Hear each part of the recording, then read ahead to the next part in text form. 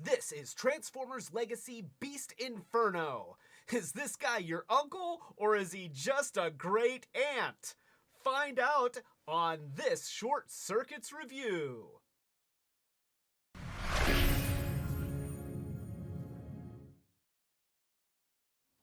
Welcome to Retrobot, the YouTube channel where we feed a friendly space robot a diet of pure nostalgia. I'm Clay, and today we are talking about Transformers Legacy Beast Inferno, and here he is in the box. Does that count as in? I mean, parts of him are in. So there's the packaging, and you can see that they've got the beautiful vaporwave artwork of his ant mode on the front, and then we've got the awesome looking robot mode. I mean, he just looks crazy here on the side, and then you see the zoom in of the face there, which also looks great. The traditional Decepticon Legacy artwork on the back. You have some legal mumbo jumbo here, a Transformers Legacy logo up here, and then product shots right here. But of course, that's not what we're here to see. We are here to see Beast Inferno, and I will tell you right now that this is a toy that I really like. I'm not going to wait until the end. I love this guy. He's got an awesome ant mode. He is, now, of course, he is a Voyager class, not a deluxe class, so maybe it's not fair to compare him to the many deluxe class Beast characters that were released during Kingdom. But my biggest criticism with them wasn't the designs themselves, it's that they all felt very thin. They felt very light. And this guy is not. He is very robust. He is solid. You pick him up and he has some weight. He's got a lot of points of articulation in ant mode. I mean, yeah, the legs are solid legs for the most part. The back leg does have one joint right here, but they are all jointed in different ways where they're attached, which give you a surprising amount of options when you want to play with him and move the legs into different positions. He's also got mandibles that open and close. He's got antennae in the front that, or whatever these are. I don't know. They're insect parts in the front. I love the glossy blue eye here. It looks awesome. He has his weapon storage on his back. This presumably could be a flamethrower. Like, it could be, like, because he is a fire ant. Get it? Fire. Anyway. So, yeah, it's normally pointed this way, and it pew, but, you know, you could put it this way, and then it's like a rocket pack if you wanted a rocket-powered ant. The body itself even has points of articulation. You can move the head up and down. You can move the body back like this, so he can like creep around and put his butt in the air, and that kind of thing is important in an insect toy because insect monsters are cool, and it's even cooler when you could just, for example, take Captain Boomerang and he's like, hey, what's going on? That's a big ant. And oh wait, here, let me move the camera here. And Captain Boomerang could be like, oh hey, what's going on? That's a big ant. And he'd be like, and get his mandibles around Captain Boomerang's head, and then grab him in his legs. And if he had a stinger, he could sting him. But you know, he doesn't have a stinger. But he could still bite his face. And you know, Captain Boomerang, oh, I don't like dying all the time. And then he's done. So, you know, that is, he's got an awesome looking ant mode that is very playable. They also did a great job with the airbrushing. You look, and most of him is made with this kind of orangey red plastic that is textured, and actually I really like the look. His head needed to be squidged there. So I really like the textured look with the nubs, but then they airbrush this purple on the back here and then a darker red on the panels here, and it really adds a lot of depth really makes all of the texture pop and gives him a very unique look that that just works. It just works. He looks great. So we do need to turn him into a robot because he's a Transformer. That's his job. So let's go ahead and do that now. And I'm going to start by opening up the ant head. And then I'm going to pop out, actually here, I can, that's not the right place to stop. Or that's not the right place to start. Okay? I'm going to reset here. The first thing that I'm going to do is I'm going to tip the butt back, and then I'm going to swing the arms out from the underside of the body. And now, and then I'll just get that leg out of the way. And now I'm going to tip the head forward and split the head open. And now I can squeeze the mandibles together and fold them up inside the head and snap the head closed. Now, I will say that you could actually leave the mandibles out and they would just be kind of an adornment, but they would get in the way of the pivoting waist. So we're going to go ahead and put them in there. That is the way that it's supposed to go. And then we've got the legs here, which are held in with these 3 butt pieces here. So we're going to pop this lid open here, and then we're going to pop this away from the side. You see how each of these are held in with a little socket right here that pegs onto a little post on the legs that are folded up in the underside.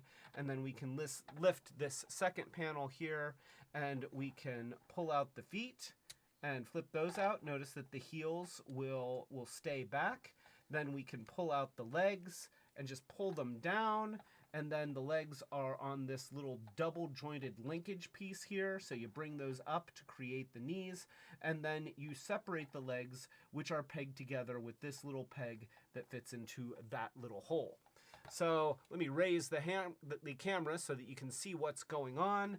In the back, we have this whole assembly, which is a callback to the original toy and something that was featured heavily on the Beast Wars cartoon way back in the day. This piece is going to rotate around here, and then you've got the weapon, which can be held in his hands, but also can be plugged in to the butt right here, giving him that familiar spinny butt flying thing, whatever it is. Now, we're not done here, so we want to swivel the waist, and we're going to make sure that the butt is up out of the way so that we can swivel the waist 180 degrees, and then we're going to collapse the head. There is a little hook here and a little notch in the underside, and we just want to hook the head, and then we're going to get these bug legs out of the way. We're going to take the robot arms, and this is where you just kind of swivel the bug legs wherever you want them, where they're going to be out of the way. As a Beast Wars Legacy character, a lot of the Beast Wars characters, particularly the ones with insect alt modes, they tended to have bug legs sticking out in every direction. And personally, I like that. I think that it gives them a really interesting silhouette and makes the characters look really cool. But in terms of practicality, I would hate to be wearing all these big insect legs and trying to walk around my house. That just seems like a recipe for disaster. Now, importantly, we do have the butt flying spinning thing, and it does spin. Now, it no longer has a little ratchet thing that you can make it spin, but this is still really cool. And surprisingly, I'm very, very happy that they incorporated this feature into the toy. I feel like we would have been lacking something if we didn't get the ridiculous big butt jet thing that he always had in the Beast Wars cartoon. Now, of course, you can take this off, as I mentioned earlier. You can plug this into the hole onto his leg. You can also have him hold it as a hand weapon, just like that. It, of course, it has 5mm ports on both handles, so technically you could even have him hold it like this if for some reason you wanted to do so. I mean, it's your toy. You can do what you want. So you can also take this and you can kind of close it up a little bit and give him an ant butt. Now, technically, this panel doesn't make up the ant butt. This should be rotated around, but I'm trying it just to see how it looks as an under ant butt. And yeah, you know what? That kind of makes a nice gap filler for if you don't want him to have his helicopter butt thing deployed. You can close everything up and let this be kind of a gap filler piece. But honestly, it's really just there so that he has 4 petals on his butt flower. So yeah, that is his robot mode. And it's pretty cool. We can put the antenna up. Let's go ahead and take a closer look at the head sculpt, because his head sculpt is fantastic. Look at this guy.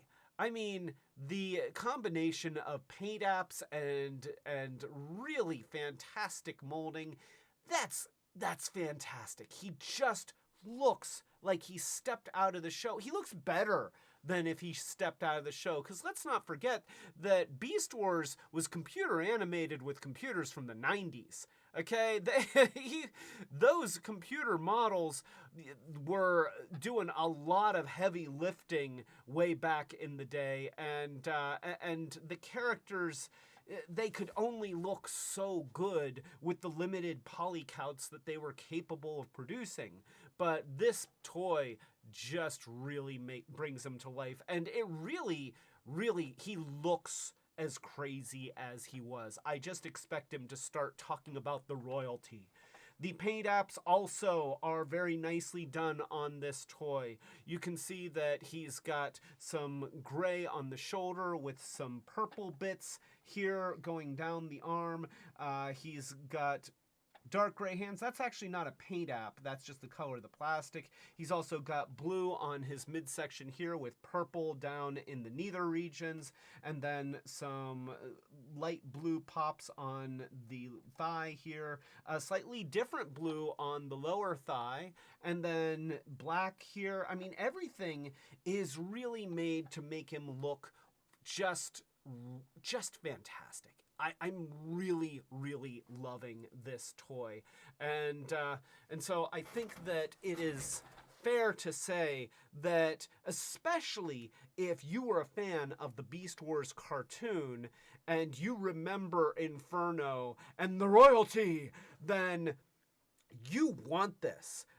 In many ways, he is superior to the original toy, and it is hard for me to say that because I really do love that original toy, but this guy is great. He feels great. He's got all sorts of great points of articulation. His head goes back and forth. He can say no. He can, well, actually, he can say yes, for the royalty. His arms, as long as his bug legs aren't getting in the way, his arms can spin around this way and this way. They go out, they go in. He's got a double jointed linkage in the elbow, giving him an excellent elbow.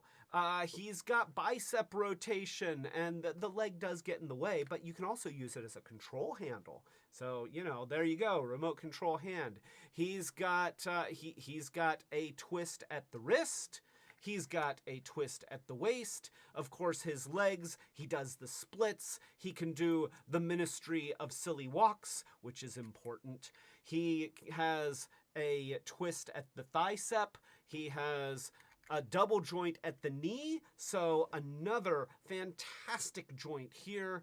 And then, of course, he's got a toe that tips forward, and it doesn't really tip back, but he also has an ankle tilt.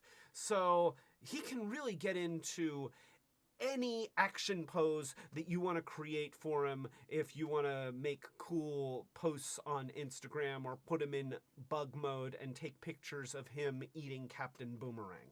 So, yeah, there's there's really nothing about this figure that I can complain about.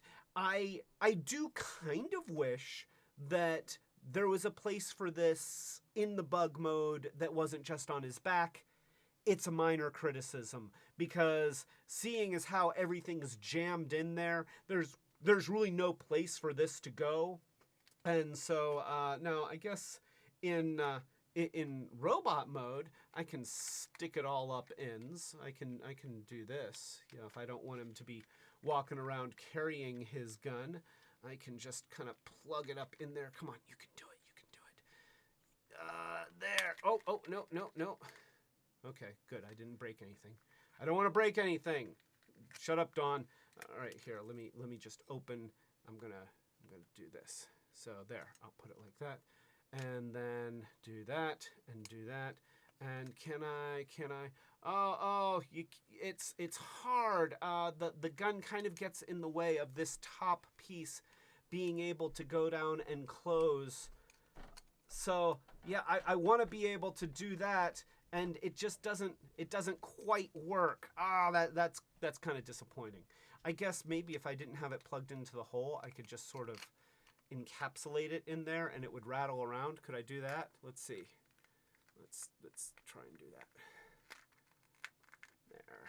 And yeah, so there. And actually it's in there so tight that it doesn't even rattle around. So you do have gun storage in the butt in robot mode, just not in bug mode. So there he is. That is Transformers Legacy Beast Inferno. He's an excellent toy, an excellent version of this character.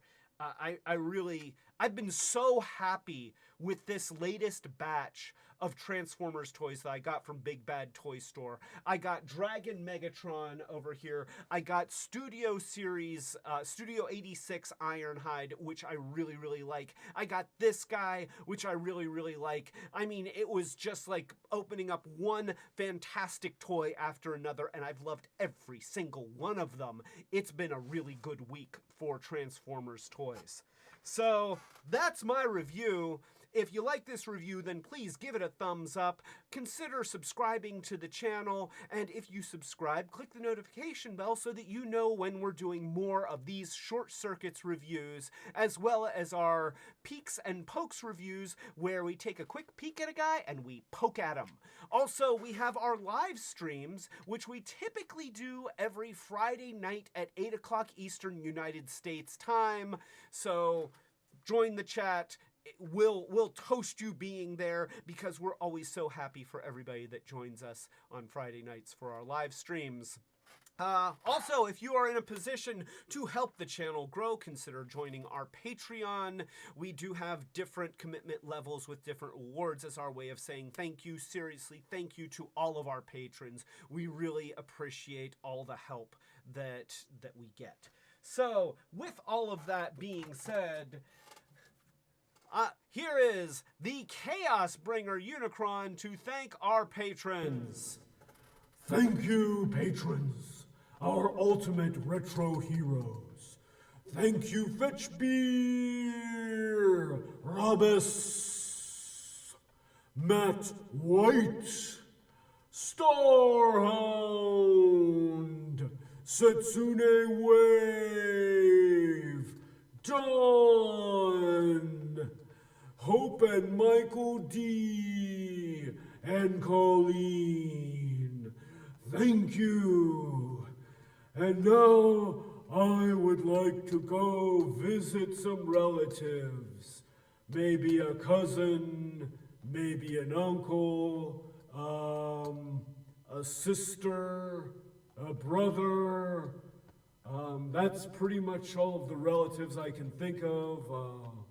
Mother, father, grandparents. Yep, those are the only relatives I can think of. No others.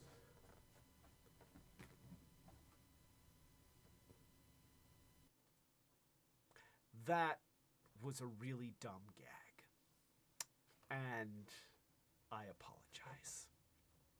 Sort of. Anyway, so yeah, this is Clay and Inferno telling you to keep it Retrobot! Oh my gosh, that was lame. I mean, oh, the whole I'm going to visit relatives thing, really? That's what we're doing with that? Who comes up with this stuff?